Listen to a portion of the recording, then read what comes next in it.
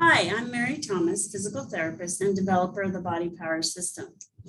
I want to help you understand how to use this system so you can maximize your progress. And I also want to congratulate you on choosing to change your future by learning and using the BODi Power System.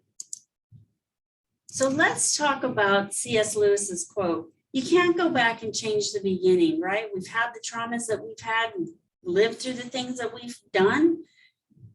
You can only start where you're at and change the ending. And that's what BODi Power System is about. It's about taking small changes, adding them up, and making a terrific and great change in the end, because it literally changes your trajectory of where you're going to end up as you continue to go through life and experience this challenge and experience challenges, because we all do. So we need to establish a baseline to start with, right? Because if we don't have a baseline, we don't know where we started and we're not clear on that. So I'm going to go over 5 easy steps you can take in order to develop your baseline and track it once a week over the next number of weeks that you choose to do BODi Power System. So first thing we're going to do is write down top 10 limitations. These are things that bother me, trouble me, or limit my ability to do things that I need and want to do. And on this sheet, we wrote a couple of examples. Buttocks pain at a level 8. It happens frequently when sitting. Maybe I have a desk job and I sit a lot. And so that pain in my bottom back here is bothering me a lot. So you can write down 10 limitations. The other thing you need to be aware of is you might experience additional limitations as you resolve some. Why? Because fortunately for us, our brains can only perceive so much pain at any given moment in time. So it isn't that you don't have a problem, it's that fortunately for all of us, we only can perceive so much pain at any one time. So as one gets resolved and one pain gets moved down that scale from 8 to 5 to 3 to 0, a different pain may come up in our brains and we may be able to perceive that, or a different discomfort. It's not that it's new, it's just new to my brain. So keep that in mind as you're going forward, because sometimes it can be like, oh my gosh, I have a new problem. Probably not. You probably just uncovered something by bringing your body into balance. So don't hesitate to add a few more at the bottom, as some of the ones at the top may be reducing and going down, okay? Use the key at the bottom for your abbreviation so that you can fit more of this on one spreadsheet. So we also want to do some movement tests so that we can see really where we're at with our movement. And I'm going to demonstrate this after I explain it to you. Is single leg standing balance. This is standing on one leg, and all the instructions are here on this slide, and the instructions are going to be on the help sheet that you can print from your computer. So I'm going to back up so that you can see the full picture of me, and we're going to stop sharing screen so that you can see me full screen and see my feet. So a single leg standing balance, I'm going to show you this from a couple of different angles. So I'm standing and I'm just going to stand on one leg. Now I'm exaggerating this, but I don't want my thighs to be pressed together. If I'm doing this, I'm actually using my thighs to help me balance rather than can I really balance on one leg. Okay, so I want to show you that from the sideways view as well, where am I really standing on one leg?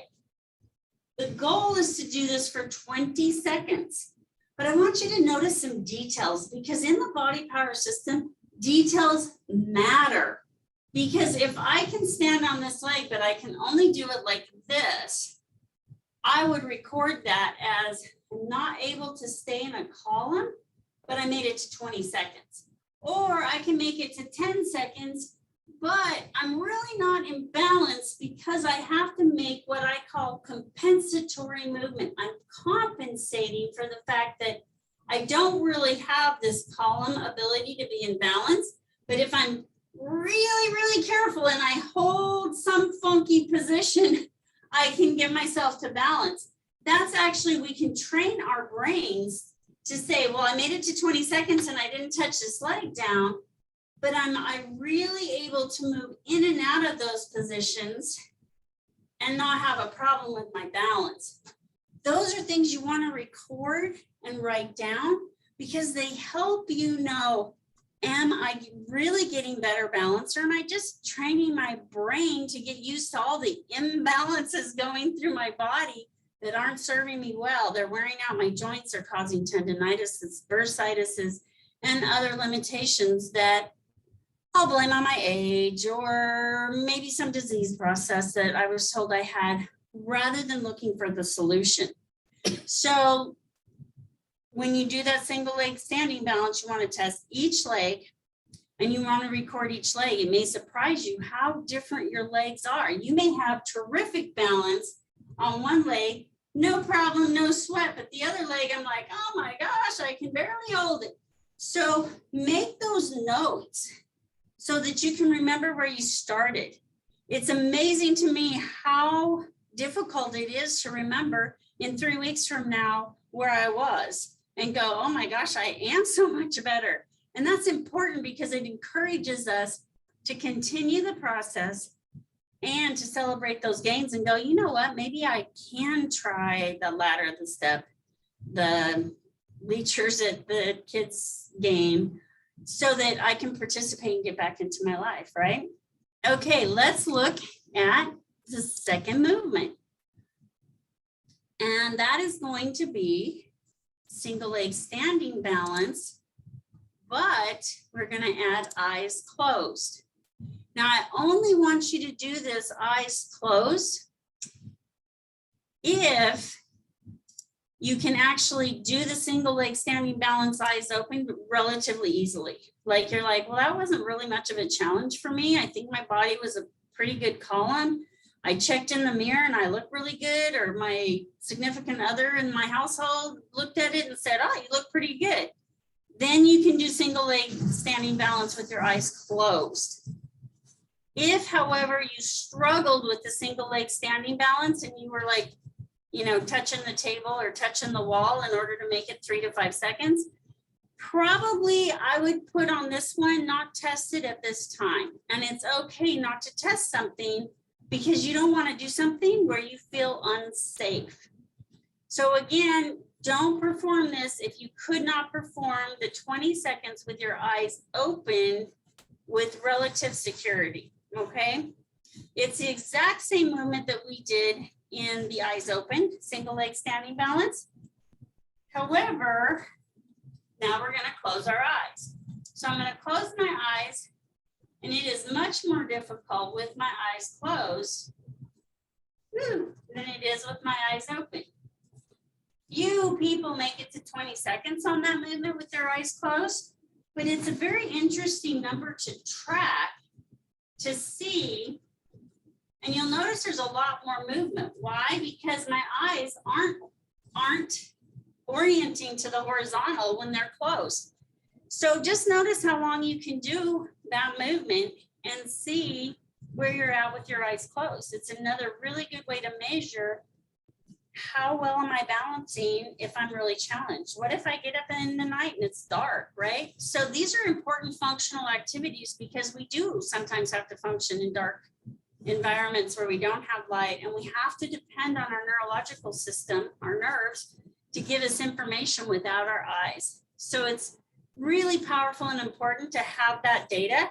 But if you can't do it eyes open, again, do not attempt this eyes closed because it is much more difficult and you will have a lot more movement going on as your body learns how to deal with that.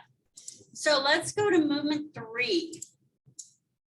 And movement 4, sorry.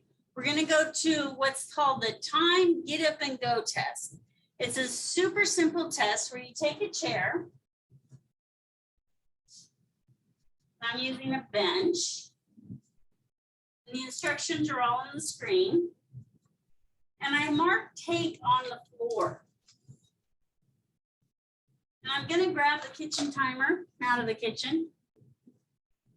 because I want to know, and if you don't have a kitchen timer, use your cell phone app. And I want to get up from the chair, walk 10 feet, turn around, and sit back down on the chair. And I want to know how long that takes me. Are you ready? Go.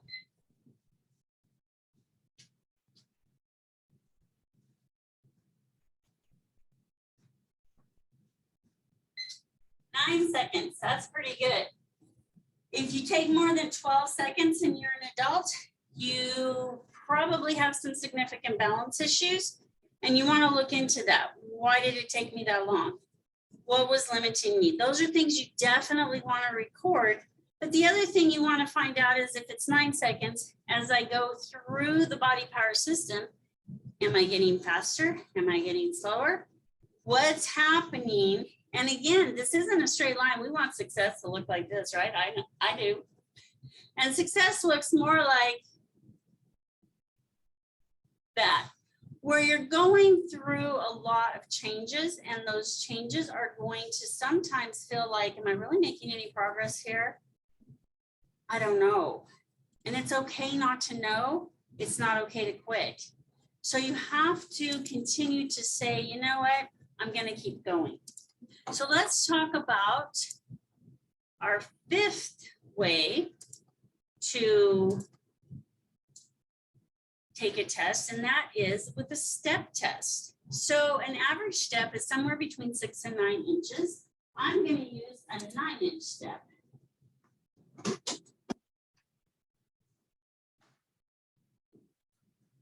This is a Rubbermaid stool you can buy at Walmart or 100 other places in the country. So don't hesitate to purchase your Rubbermaid stool. Most of us already have one of these, right? So if you don't have one, or if you have a flight of stairs in your house, feel free to use those as well. However, this is what I use to perform this test. Now, the other thing you want is a timer. Set to 20 seconds. Why? Because I want to know, can I do 8 steps in 20 seconds? And one step is up and down. Now, people ask me all the time, does it have to be reciprocal? Meaning I do left, right. Does it, do I have to go up with this foot and down? 8 steps, okay? Do them any way you want. There's no rules on how you have to do that. Now, I will tell you, in normal movement and improved balance, and people who have better balance, they will do reciprocal. If I can't do reciprocal, I need to ask myself and record on my paper. I get knee pain with my left leg, so I just do it with my right leg. All right, so that would just be along with those notes that I put on the slides and that are in the handout. What types of observations do I make when I do this? So I just go 1, 2, 3, 4, 5, 6, 7, 8. And I made my time. Woohoo!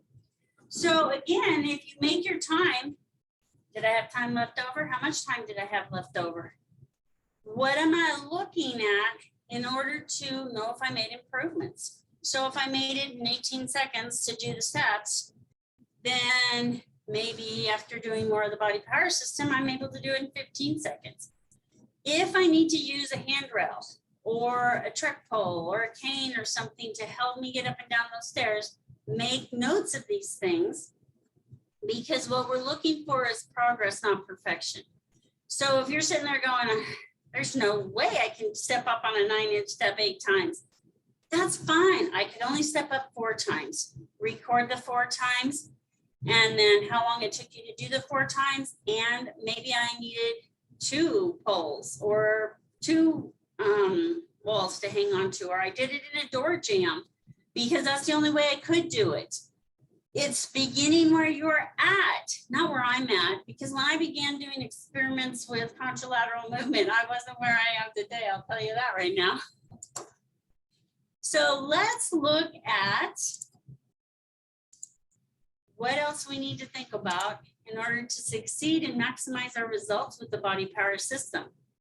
So you are ready to begin with level 1A today.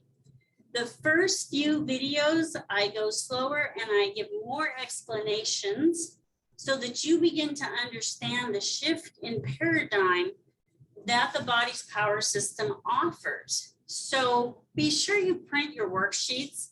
It is really difficult to track BODi Power System if you're not using the worksheets. So print them and use them. All right, watch the videos. As you watch them, you can hit pause, forward, rewind, whatever you need to do in order to get the worksheets filled out properly so that you can use them as a tool. Also, when I talk about your top 2 movements, those are the 2 movements with your highest scores, and you understand that as you go through the video is how do I score and what is the score?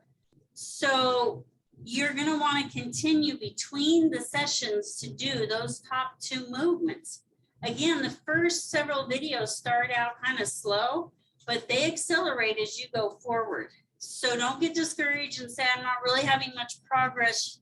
That's because I didn't want to have people go, oh, this is too hard and stop doing it. You will get the progress and it is cumulative. So keep going, okay?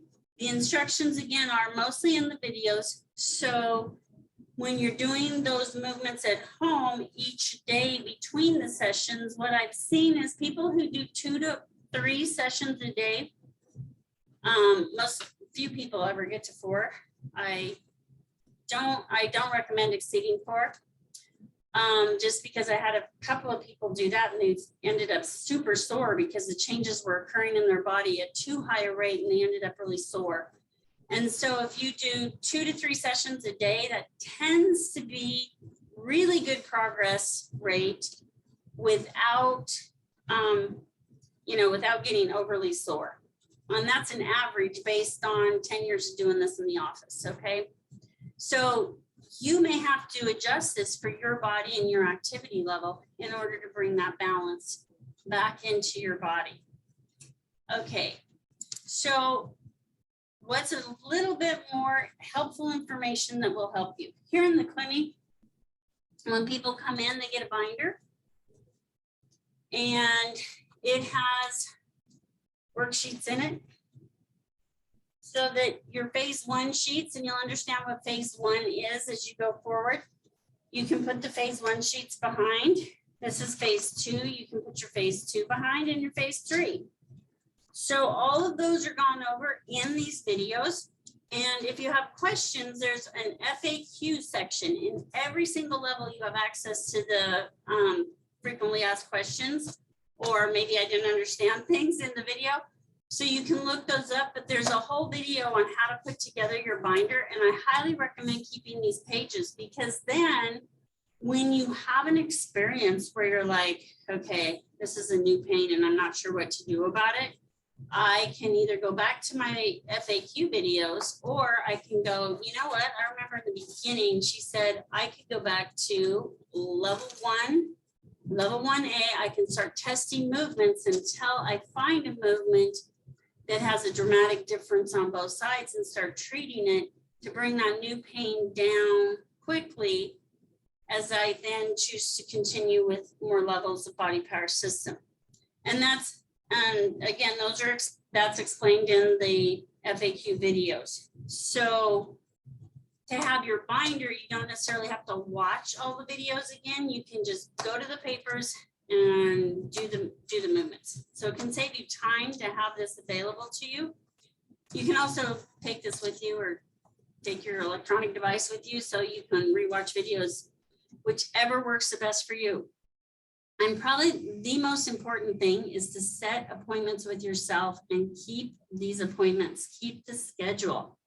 It is so easy to get distracted by the job, the kids, the dog, the spouse, whatever it is in your life, it tends to be a distraction and say, I'll do it tomorrow.